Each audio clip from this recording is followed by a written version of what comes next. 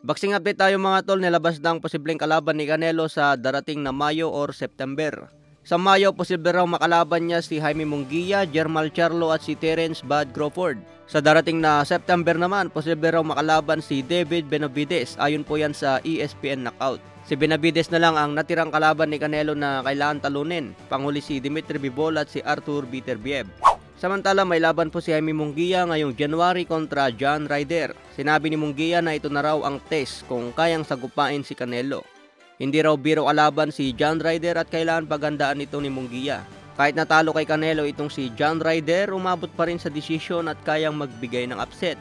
May kartada si Munguia na 42 wins, 33 KOs, walang talo. Edad 27 pa lang itong mga tol, pero malapit na maabutan ng 50-0 ni Mayweather. May skill naman itong si Munguia mga tol, masipag din bumato ng kombinasyon yan. Mexican fighter kaya swabing pantapat kay Canelo. Sa iba pang balita, Devin Haney sinabing magugulat si Prograis sa taglay niyang lakas. Hindi raw kilala si Haney na may one-punch knockout, kaya marami ang magugulat sa ipapakita niyang laban kontra Prograis. Mas lumakas ang power at kaya daw niya magpatulog ng kalaban ngayon. Sa December 9, matitikman daw ni Regis Prograis ang pinakaunang knockout na pagkatalo.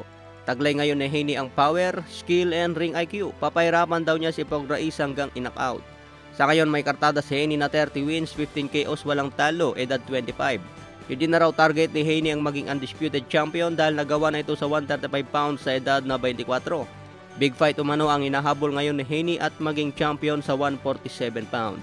Sa iba pang balita, Teofimo Lopez tatalunin daw niya sa loob ng 4 rounds itong si Subriel Matias na may hawak sa IBF Junior Welterweight belt.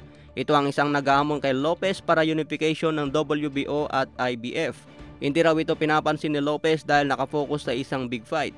Kung maganda raw kasi ang kondisyon ni Lopez at nakafocus, siguradong hanggang 4 na round lang itong si Subriel Matias. Sa iba pang balita, tatay ni Jaron Ennis sinabing tatalunin daw nila itong si Terence Bud Crawford. Mas marami raw galawan itong si Jaron Ennis kumpara kay Crawford. Kung pabilisan lang ng galawan at footwork, siguradong lamang daw dyan si Jaron Ennis. Kaya pinakatarget daw nila itong si Terence Bud Crawford para mapatunayan ni Jaron Ennis ang kanyang kakayahan. Ang problema nga lang daw mga tol, hindi man lang pagbigyan ni Terence Bud Crawford. Tinatarget kasi ni Crawford ang big fight kontra Canelo Alvarez.